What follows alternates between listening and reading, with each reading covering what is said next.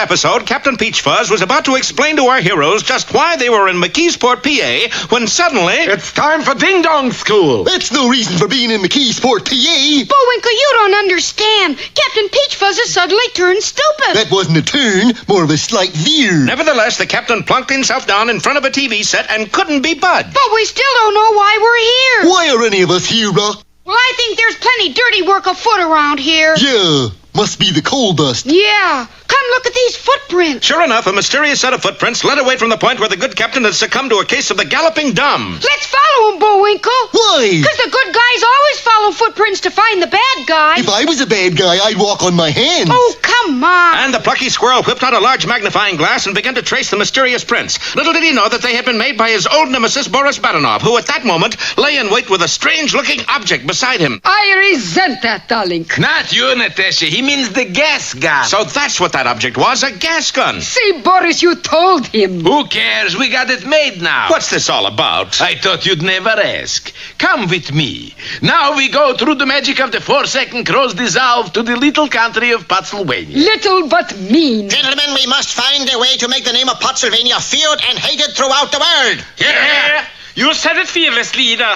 But why? Why? Look at it this way. Does Pennsylvania have any raw materials? No. Do we make things? No. Do we have any art or culture? No. What is the only thing we got plenty of? Nothing. No. Mean. We have more mean per square inch than other countries have in a square mile. And so? So we got to export mean to every other country. But to do that? Yes, Pennsylvania will declare war on everybody. But anybody could beat us. Just besides being mean, we're all cowards. Tut, tut, gentlemen. Here is the genius of my plan. Hooray! Not yet, Gerhardt. I tell you when. We'll declare war on everybody, but we won't tell anybody.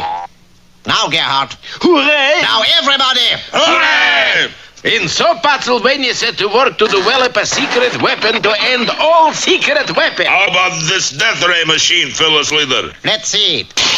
You idiot. It doesn't even phase them. Thank goodness. What? I mean, thank badness.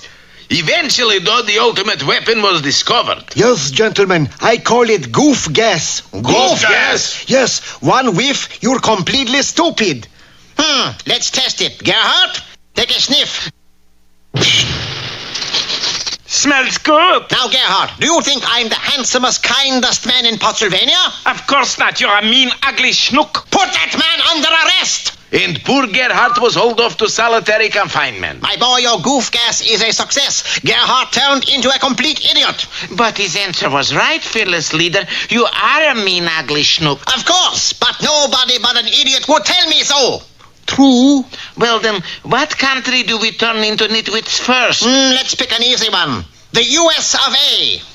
Hold it. We can't go on with this. Why not, Badenov? It's too cruel and mean? No. It's inhuman? No. It's expensive? Not even that. Then what? It's the end of the episode. And so it is, but we'll reveal the rest of the fiendish plan next time in Hairbrain Boris or the Dumb Bunny.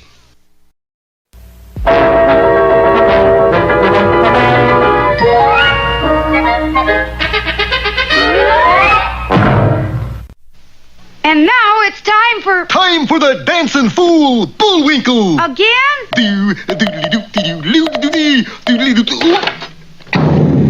And now for one of our special fairy tales. Yeah.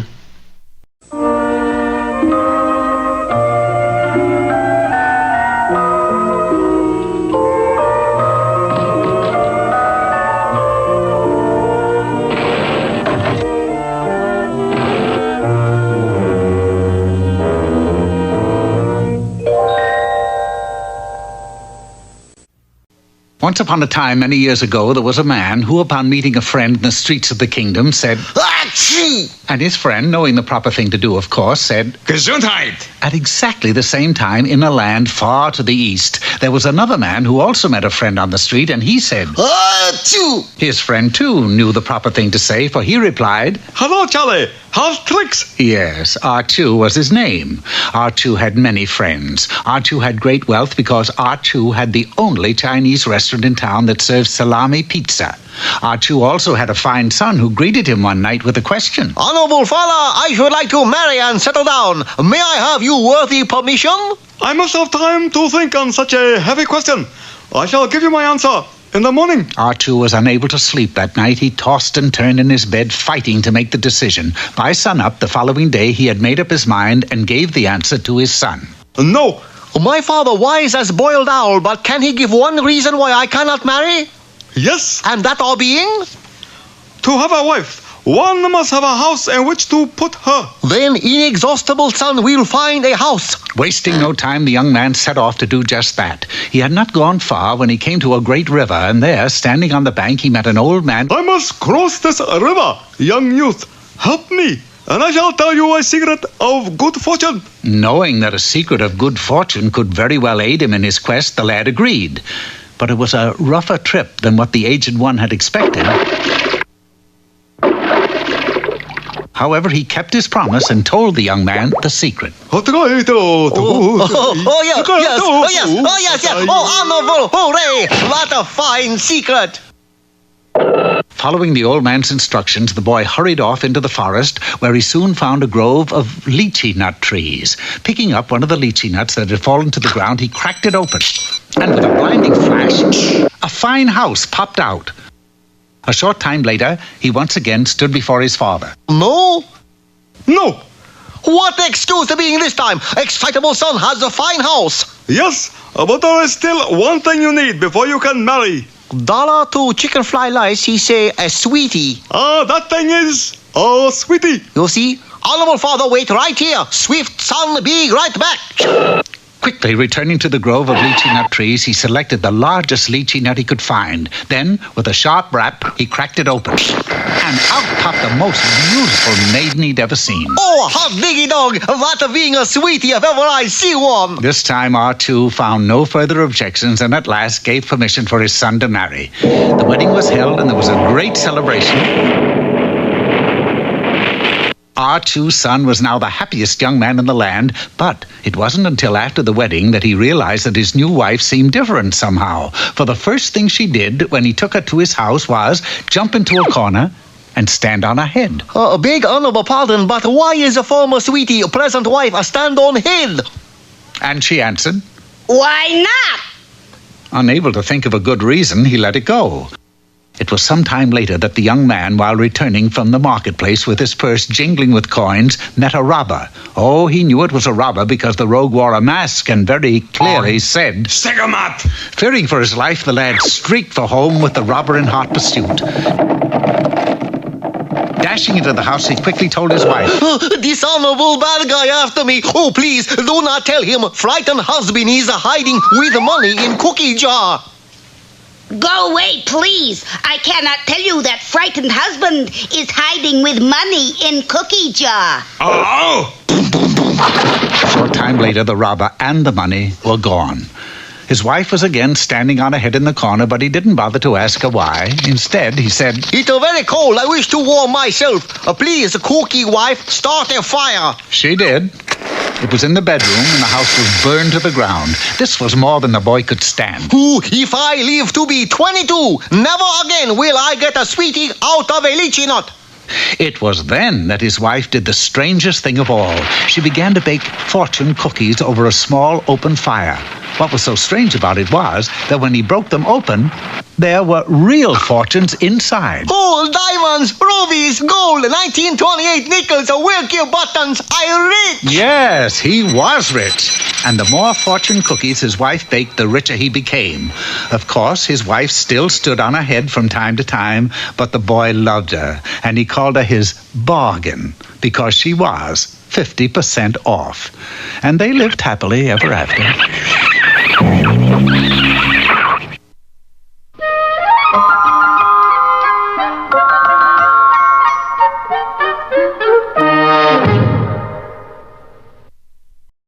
And now, here's that man with helpful hints for everyone in the land, Mr. Know-It-All. Hello there, hinterlanders everywhere.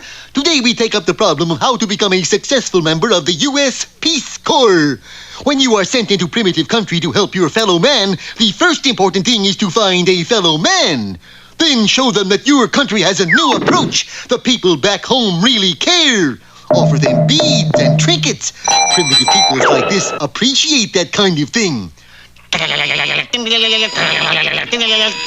fake, fake. Eep, If, however, you find their state of industrial or scientific development farther along than you had supposed, the Peace Corps workers should offer assistance by showing the foreign friend how to repair or improve whatever devices they have. Kindly, brother, I have fixed your machine, so it is quieter now. Courtesy, U.S. Peace Corps! The next most important thing is to work along with them. That nothing too difficult for them is too difficult for you. And there you have it. The end product inspired by cooperation, friendship, and brotherhood. Gosh, Mr. Know-It-All, it looks to me like you've just inspired this friendly friend from another land to build a rocket ship. Yeah, happens every time. Is it for defense? No. Space travel? No. Then what? It's their way of getting me out of the country faster. And now... Hey, Rocky, watch me pull a rabbit out of my hat. See? Nothing up my sleeve. Presto! Wrong hat. And now it's time to meet Mr. Peabody.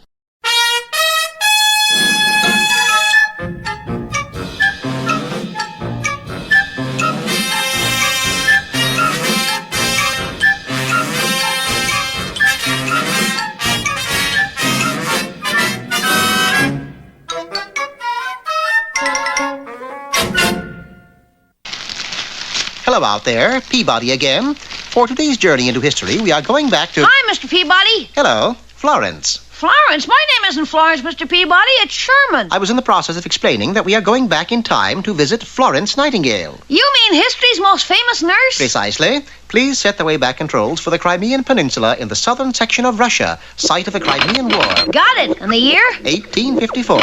The way back, dependable as always, wasted no time in taking us to our destination, a field hospital just 2 miles from the enemy lines. Come on, Mr. Peabody. I'll bet Miss Nightingale is inside. She was, but we expected to find her beside a bed, not in one. Miss Nightingale, are you sick? Extremely. And ill is the word, young man. Where, may I ask, does it hurt? Where doesn't it hurt? You see, they call me the lady with a lamp because I go about administering aid by lamplight. Yes, we know. Yeah, but what you don't know is that the Russians took all our oil in a sneak attack. Therefore, my lamps are useless. I've been forced to go around in the dark. Golly, that could be dangerous.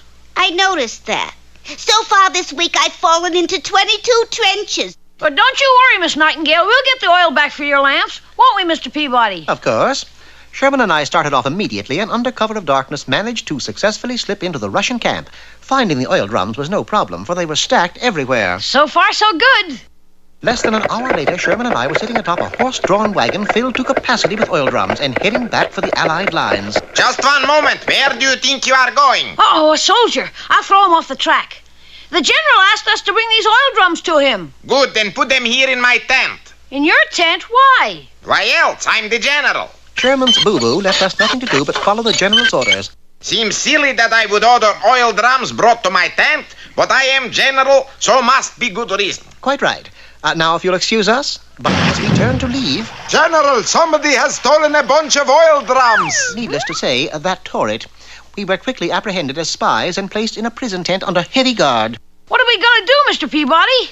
It has become quite obvious the only way we can get the oil from Miss Nightingale is to have the general himself send it back. The general? How are we going to do that? That will be simple. The problem right now is getting ourselves some disguises. I solved that problem by taking the hair from a mattress on the cot and fashioning beards for Sherman and myself. Eluding our guards by slipping under the back of the tent, we went directly to the front of the general's quarters. Get me a bucket of oil from that drum, Sherman. Yeah, here you are, Mr. Peabody. Now what? First, I pour it on the ground, like so. General, could you come out for a moment? Coming. What's all the... What's going on? What happened? It appears as though you slipped on some oil. Who are you? I am Mr. Peabody, and this is Sherman Skovich. Nice to know you, but isn't the kid a little young to have a beard? Not really. You see, he's a little shaver who never shaves. Are you kidding? I will go get something to eat. Maybe it will calm my nerves. That is our cue, Sherman. Your eggs, General? Say, that looks good. Those eggs taste like 30-weight crankcase oil. Perhaps it's because they were cooked in 30-weight crankcase oil. Oil, every time I turn around, something is oily. Calm yourself, General. What you need is a nap. Good idea. If this keeps up, I'm going to have a nervous proposition. It's working, Sherman. Waiting until the general had retired and was fast asleep, Sherman and I crept up to a huge pile of oil drums which were directly behind his tent.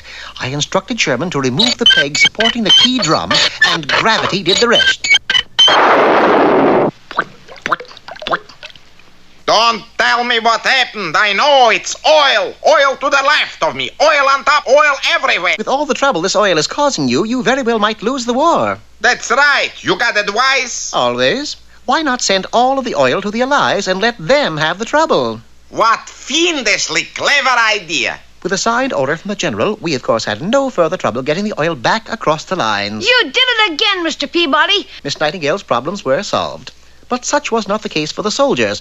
Though they now had plenty of oil, there was an acute shortage of water. They had to bathe in oil at night before going to bed, and again in the morning instead of taking a shower. One good thing did come of this, however, a famous saying that we use to this day. Mr. Peabody, you don't mean... Yes, I do, Sherman. It's oily to bed, oily to rise.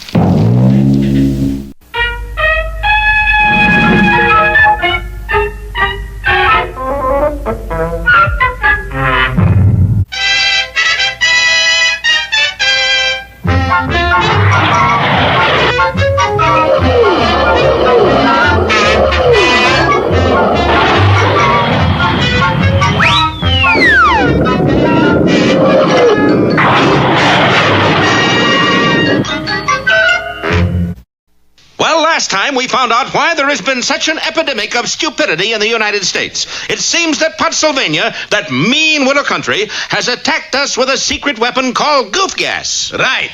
One poof, you're a goof. Yes, for the past several episodes, Boris Badenov has been shooting goof gas at America's leading smart Alex and whiz kid. And so, gentlemen, I have devised a totally new compulsive force to launch our missiles. Yes. What is it?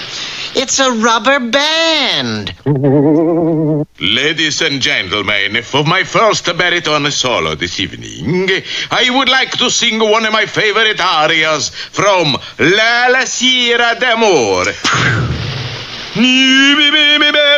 Flim flam flee, wanna hold you tight, I wanna hold you, I wanna die, I wanna die, I wanna die. Boris, that's terrible. It's the horrors of war, Natasha. But now, at this very moment, our heroes are hot on Boris's trail. This way, Bullwinkle. Isn't it though? Little realizing that Boris is really lying in wait for them. So as our heroes rounded the corner... Take that, moose and squirrel. Hey, that smells good. Say, Rock, that feller squirted us with perfume. Perfume nothing. I know what that stuff is. Aha, the answer to the plot. And what's more, I know who's doing it. Pray tell all. I know where I've heard that voice before. Wowie! I'll take notes. The villain of this whole show is named... Yes. Gee, I forget. You forget? Forget what? You said you forgot something. Golly, now I even forgot what I forgot. Well, won't need the old notebook anymore. And who are you, stranger? Stranger? Oh, my stars and garters. Boris, one more second and Squirrel would have said your name. Yes, it seems a shame, Natasha. What? I could use the publicity. Why didn't Goof Gas affect Moose? Because goof gas affects the brain. And? No brain, no effect. It was true. Bullwinkle's built-in stupidity made him the only living creature immune to goof gas. A lot of good that does me. I don't have anybody to feed me a straight line anymore. Tell me about the rabbits, George. You see what I mean? Well, Natasha, we stopped those two busybodies cold. Now on to the hardest part of in this plan. And that is? We're going to take Washington. Darling, that's not hard. No. Look at headline. Boston takes Washington 7-2. Anybody can take Washington. Wait till next year. Come on, Natasha. And the two villains headed off for our nation's capital. A few days later, they were in the Congressional Visitors Gallery listening to the speeches. Mr. Chairman, I'm against all foreign aid, especially to places like Hawaii and Alaska. I demand we increase taxes for everybody under 67. How old are you? 68. We've got to get the government out of government. Well, let's go, Natasha. Go! You're not going to squirt them with goof gas? It's too late. Somebody beat us to it. Then where next? It's going to be big surprise. Surprise indeed, for the two no-goodniks were headed straight for... I said it was going to be surprise. They were headed straight for...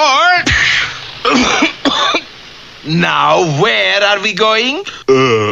Gee whiz, now I don't know. Anyway, be with us next time be with us next time anyway. Gee.